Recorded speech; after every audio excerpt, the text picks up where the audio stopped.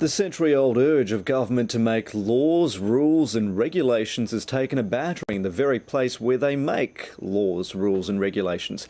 Business and government leaders held a summit in Parliament House today. They've decided to tackle red tape, a scourge that corporate Australia says is choking the economy. Here's Chief Political Correspondent Mark Simpkin. This is the huge end of town.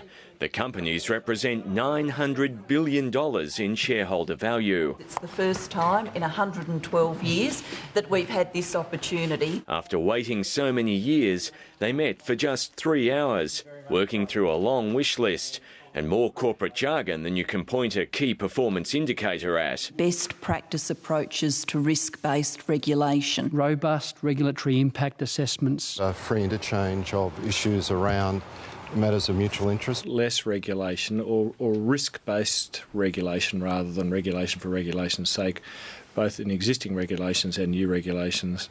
In other, fewer words, the meeting agreed to slash red tape and green tape. Environmental approvals will be simplified and fast-tracked. Anything that harmonises and tries to streamline things in what are tortuous processes is a good thing for us. Today, governments have heard the voice of Australian businesses.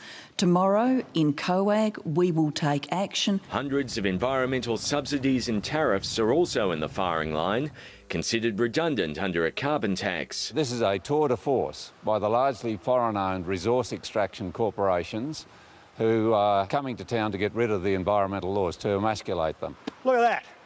That's the carbon tax, ladies and gentlemen. Particularly, I say to Queenslanders, that's how much regulation this Prime Minister and this government have brought in.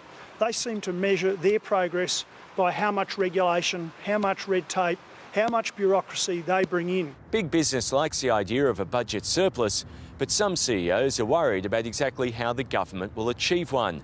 An international financial house is even warning that deep cuts could tip Australia into recession. No sign of that from the latest job numbers.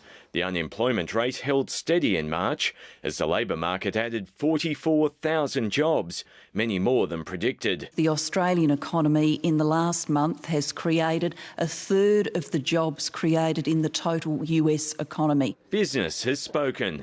Tomorrow, the political leaders will do all the talking. Mark Simpkin, ABC News, Canberra.